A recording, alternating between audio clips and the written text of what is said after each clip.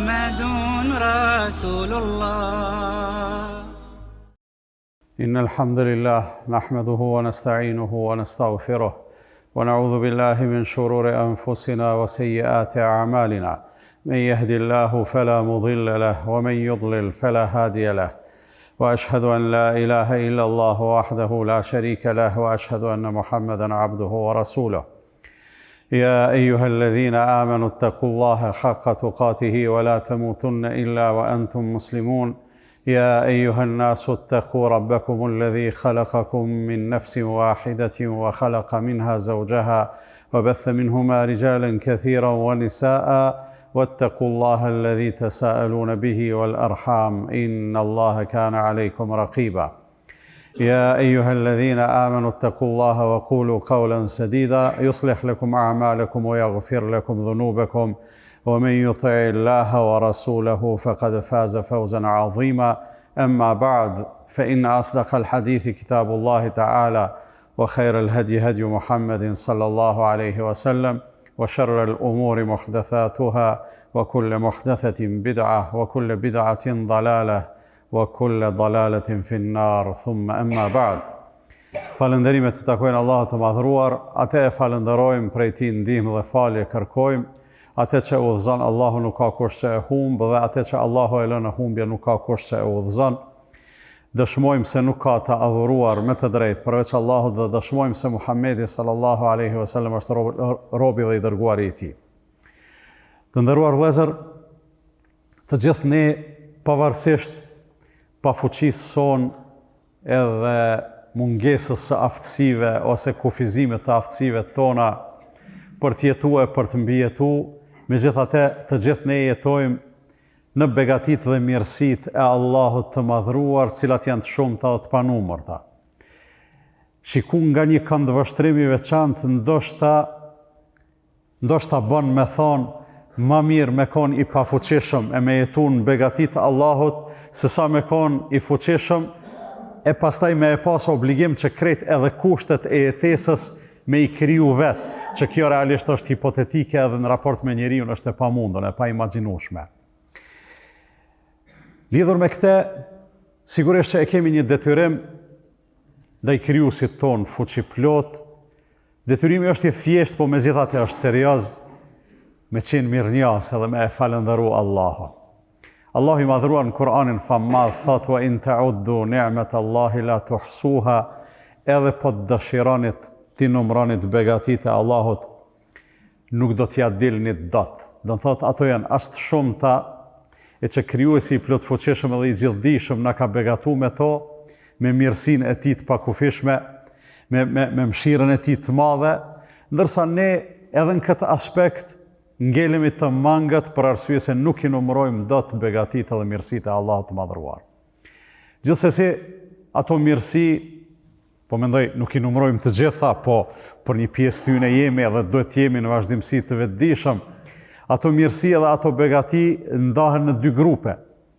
Begatit që kanë të bëjnë me shpirtin, ato të asaj pjesës fetare, të besimit, të udhëzimit, edhe është begati e madhe shumë që Allahu me ja mundësu njeriut me besu drejt edhe mirë, me u bind ashtu si duhet, me e kriju një lidhje të mirë, me krijuesin lidhje e vetme e cila bën me funksionu vertikalisht, të gjitha tjerat janë horizontale. Pastaj, nëpërmjet kësaj, padyshim që arrihet edhe maksimumi i dinjitetit njerëzor në jetën e përditshme, po arrihet edhe jetësimi i lirisë njerëzore, për arsye se njeriu kur i robron Allahut, Zotit absolut, atëra i lirohet prej të gjitha robrimeve. Me i robru Allahut është robrimi i drejtë edhe i sakt, njeriu ka nevojë për te. Jeta e tij nëpërmjet kësaj merr kuptim. Ndërsa çdo robrim tjetër është i dëmshëm, është i keq, edhe njeriu shumë natyrshëm edhe shumë arsyeshëm, këshyr pastaj me u liru prej atij robrimi. Pastaj vijnë ato begatit tjera të shumta, se në kuadër të kësaj të madhes është edhe ajo pjesa që Allahu na ka mundësu me e njoftë Zotin, me e besu Zotin, me ju bind atij, me e fal namazin, me agjeru Ramazanin, me dhon zeqatin, me shku në haxh, kush ka pas mundësi e kështu me radhë, të gjitha këto janë begati. Ani pse në formën e jashtme mundën me u duk si detyrime, obligime, si barra Realisht edhe janë të këtilla, mirë po janë begati për shkak të shpërblimeve të shumta që i kanë. Edhe vinë ato begati tjera me të cilat jetojmë, cilat i prekem, me të cilat hecim, vihemi në lëvizje, e që gjithashtu edhe ato janë të shumta të panumërta, mundësia për me jetu, mundësia për me logjiku, mundësia për me fol. Gjitha këto janë begati shumë të mëdha për arsye se paramendo ato krijesa tjera përveç njeriut. Që Allahu ju ka dhënë forcë, ju ka dhënë qëndrueshmëri, disave ju ka dhënë shpejtësinë, lëvizje, disave ju ka dhënë, do thënë gjëra të cilat njeriu nuk i ka, apo i ka shumë më të kufizume. Shqisat e të pamunit, të dëgjumit, disa krijesa i kanë shumë më të theksume se sa njeriu. Po njeriu të gjitha këto i te i kalon me çka? Me aftësinë e të logjikumit, me mendje, edhe me aftësinë e të folunit. Dhe Allahu i madhruar prap po e përsëris atë që e thashë në fillim, për një mend na kalon më të mangët në disa aspekte, me urtësinë e tij, ai është krijuesi i gjithdijshëm. Po na i ka dhënë do përparësi për shkak të kësaj mendjeje që na pastaj me qenë epiqendra e ekzistencës, edhe krejt ato krijesa të fuqishme me kon shërbim të njerëzit. Kur dojmë me kalu në rrafshin konkret për begative më të mëdha me të cilat njeriu jeton në këtë botë, është begatia e lirisë edhe e sigurisë. Në çdo ditë që ti muajit qershor, i kemi ditë të çlirimit. Vendi jonë është liru në qershor. Edhe kemi fillu me frymu lërshëm. Është hapur një kapitull i ri në cilin kemi pas mundësi me hecë për para, me u ngrit, me u avancu, me ndërtu. Thjesht me jetu në liri edhe me jetu në robëri, dallimi është shumë i madh. Kush e ka provu, e na që jemi pak më në moshë, kemi provu. Këta të rit nuk e din çka është me jetu në robëri, për atë arsye edhe lirin e përjetojnë, po se përjetojnë si na. E vlerësojnë, po nuk e vlerësojnë sa duhet që e vlerësojmë na. Megjithatë dallimi është shumë i madh, e për këtë na e kemi obligim me falëndëru Allahun e madhëruar. Begatia e sigurisë, liria është diçka, siguria është pastaj diçka e cila duhet me na shoqëru në vazhdimsi, edhe kjo begatia është shumë e madhe për arsye se me mungu siguria. Krejt ato tjerat, edhe shëndeti, edhe pasunia, edhe familja, edhe evladët, edhe ku e diun, të gjitha ato mbeten pa shije, për arsye se ato nuk shfrytëzohen, nuk shijohen nëse mungon siguria. Tashna në të gjitha këto e kemi borxh me e falëndëru Allahun e madhëruar. E falëndërimi nuk është as vetëm fjalë goje, nuk është as vetëm ndjesi e brendshme, e nuk është as vetëm qëndrim e sjellje e vepër, po është tanësia e të gjitha këtyne që i përmenda së bashku. Nuk mundet njeri me qenë mirënjohës nëse fillimisht në brendin e ti nuk e ka mirënjohje, nëse zemra e ti nuk e ndin se i ka ndodhë diçka e mirë. Pastaj në momentin që kjo arrihet, gjuha duhet me dëshmu mirënjohjen. Gjuha duhet me qenë falëndëruese. Për arsye se njeriu ka nevojë me shpreh ato që e ndin në shpirt. Ndërsa Allahu i madhruar na mëson që krahas gjuhës se gjuha mundet edhe mos me qenë e sinqert sa duhet. Kur është e brendshmja, e që na si njerëz kemi qasje, çka mendojmë, çka ndim në zemrat tona, në shpirtat tona, çka mendojmë në mendjet tona, s'kemi qasje të njëri tjetri. I besojmë asaj që njerëzit e flasin me gjuhë, por bëhet hala me e besueshme, ajo që thuhet, bëhet hala me e besueshme atëherë kur njerëzit e konfirmojnë bindjen e tyne, fjalën e tyne e konfirmojnë me qëndrime konkrete edhe me vepra konkrete.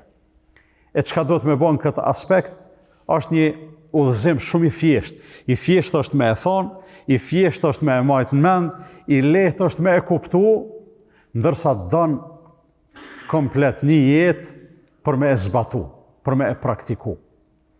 Ajo është begatin, mirësin që Zoti ta ka dhënë. Nëse don me qenë mirënjohës praktikisht, duhesh me e shfrytëzu vetëm për gjëra të mira.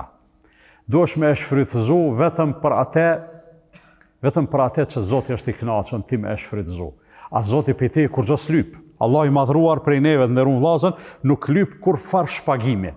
His lyp na me e pagu Allahun pse na ka bë mirë. Sa është Zot sovran i ka tanat. Kur na bën neve mirë dhe ju bën njerëzve të mirë, kur gjë nuk i mungon atij, nuk shpenzohet, nuk harxhohet. Po Allahu e lyp prej neve falënderimin edhe mirënjohjen për neve. Se na kemi nevojë me qenë mirënjohës, na kemi nevojë mbi të gjitha begatitë e Allahut me i shfrytëzu në atë që neve na bën mirë. Realisht nëse e shfrytëzojmë në ato që neve na bën mirë, është begati. Zoti na ruaj nëse dikush mirësinë e Allahut e shfrytëzon në atë që i bën keq, atëherë ajo më nuk është mirësi, por ajo është mallkim. Ka thonë Allahu mendje e shfrytëzon për mrapsht e ngarkon veten tonë. Është mallkim. Të ka thonë Allahu pasuni e njëjta gjë. Të ka thonë pozitë, ndikim, pushtet, çka do të qoftë. Krejt këto, nëse shfrytëzohen për mirë, ti je përfituesi. Nëse shfrytëzohen për keq, çaj që i shfrytëzon për keq është humbsi më i madh edhe kryesori. E tash kur njeriu i rregullon këto gjëra çish duhet, e rregullon edhe zemrën, e rregullon edhe gjuhën, i rregullon edhe sjelljet, ai pastaj e ka arrit një garancë cilën e jep prap Allahu fuqi plot, thot le in shakartum la azidannakum. Nëse jeni mirënjohës edhe falëndërues, unë gjithsesi kam ia ushtu begatit e mia ndaj juve. Pra, siguresa për me i rujt begatit edhe garancia për me i shtu ato që i ka falëndërimi edhe mirënjohja me këto shtyllat që i përmenda, me zemër, me gjuhë edhe me vepra, me gjymtyr. Kur arrin këto njeriu, bëhet i dashur i Allahut se Allahu i don njerëzit cilët janë falëndërues, e Allahu kur i don ata pastaj edhe të mirat e veta i shton derin për neve është pafundësi.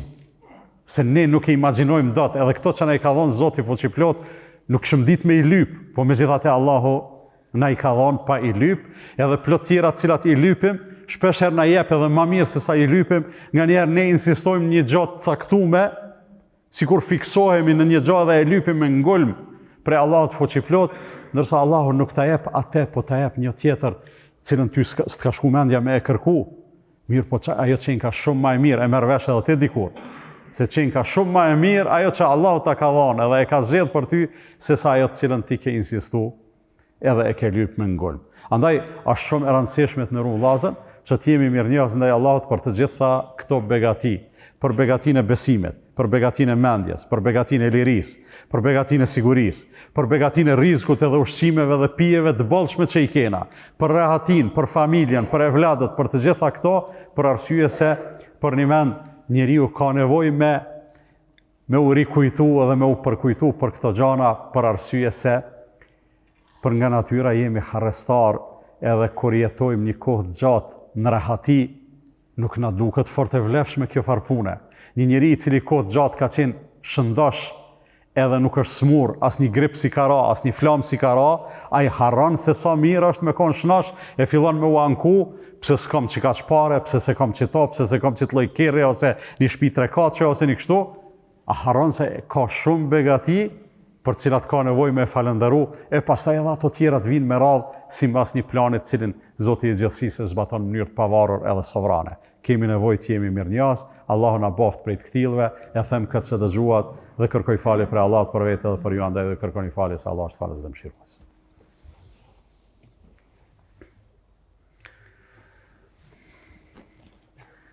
Elhamdulillah, wa salatu wa salam ala rasulillah. Në rrugë vllazën, tema është shumë e gjanë, është shumë praktike, kemi shumë nevojë për te, po edhe kemi shumë edhe arsye, edhe dëshmi, edhe fakte, po edhe hapësirë me menu edhe me zbërthy në vetën tonë. Më shkon një mendje nga njëherë me thonë, ato gjanat më të vlefshme që ekzistojnë, i kemi në dispozicion me çmimin më të ulët. Nëse e bëjmë një krahasim ushqimi, pija edhe frymëmarrja, cila e ka koston materiale më të lartën e ka ushqimi. Po pa ushqim mundëm kohë më të gjatë me nejtë. Pastaj kosto prap ka uji i pijës edhe i higjienës, është më i lirë, po ma pak mundu me nejtë pa ujë se sa pa ushqim. Ajrin për frymarrje e kemi krejt gratis. Hiç s'ka kosta, është më e rëndësishme për arsye se 2-3 minuta, 4-5 minuta ma shumë s'mundëm pa ajër, dhe Allah i madhruar e kalon, mos me pas nevojë kërkosh me e menaxhu, për arsye se njerëzit ka njëherë kishin ditë edhe frymën mi anal njëri tjetrit, me thonë se ke pagu, po e nali. Sikur se ndodh me këto tjerat, momentin që se pagun, të ndalet, privohesh prej saj. Uje, na menojmë se kena ujë shumë edhe të ballshëm, unë megjithatë mendoj se nuk kena të mjaftueshëm, edhe duke menduar na se kemi ujë të ballshëm, me bëme na këshyr, jemi bukur shpërdorues të mëdhej të ujet. Si të nxehet koha, na meneri marrim zort, edhe dalim, çka bëjmë? Ti shkon me ujit një bashkë, edhe pse edhe ajo është iracionale, me ujit të sjellësit me ujit bashkën, si që dashtë me pas një bunar në barë, po na dalëm edhe e flladitum asfaltin. Atë asfaltin i cili mas gjysore apet thahet, apet nxehet, çka ke bë, kurrë, veç ke derdh ujë pa di hava. Çat ujë i cili do shta ti e ki me bollok, po dikush pak më në kodër që atje e ka në mungesë. Andaj, unë po shfrytëzoj rastin duke qenë se jemi në fillim të verës, me bë apel ujën të ndërun vllazën rune. Aman, rune shumë. Qysh me rujt, mos e shpërdorani. Pejgamberi sallallahu alaihi wasallam ka thonë, që ta qysh lidhet kjo punë edhe me ibadetin që e kemi, se uji është shumë i rëndësishëm, jo është për me mbjetu, edhe për me bë ibadet, për me marr abdes, për me marr gusëll, për domethënë punë që zbohet as ibadeti pa pastërti. Ka thonë nëse je të marr abdes në lumë të rrjedhshëm,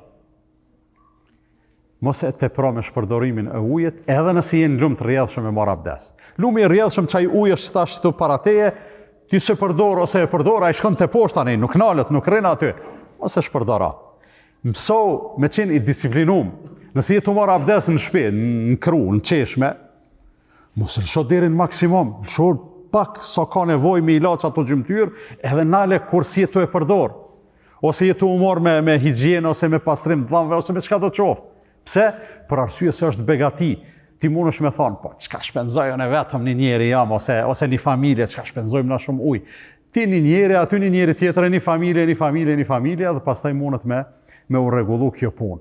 Edhe ajo tjetra, derisa e shpenzojmë, e detyrohemi me e pagu, mos ti shkon mendja dikuj me thonë te ves hoxhën, a ban bre, veç pak, veç me një qeshme me i shmang pagesës. Mos të përdori fjalën vjedhje, po vjedhja është realisht. A bon me vjedh ujën, përpara na thoshin, a bon me vjedh rryman. Po ti në pyetje e ki përgjigjen. A bon me vjedh? Hajt kallzom ti mu që s'po din, që po më vet mua, a bon me vjedh? Nuk ban. A bon me shku në dyqan me marr diçka dhe me dal pa pagu s'ban. Po as ujën s'ban me vjedh, as rryman s'ban me vjedh, as kurxhafin nuk ban me vjedh. As me e keq përdor. Dikush mundet me thonë, okay, unë se vjedh, unë e paguj, po e shpenzoj sa du. Jo, se mundesh me shkaktu dam. Andaj apeli im sot është në vllazën, të edukohemi që gjanat me i shfrytëzu. Edhe racionalisht mos me bosh shpërdorime, po njëkohësisht edhe begatit që Zoti i plotfuqishëm na i ka dhënë, me i përdor vetëm për mirë. Edhe lirinë e lëvizjes, edhe lirinë e shprehjes, edhe lirinë e daljes, edhe sigurinë edhe krejt ato, me i përdor, thot, unë jam i lirë. Je i lirë, derisa të mos e rrezikojsh tjetrin, se masanin si je i lirë. Për arsye se nëse e cenon sigurinë, atëherë ti jetë tu e keq përdor lirinë.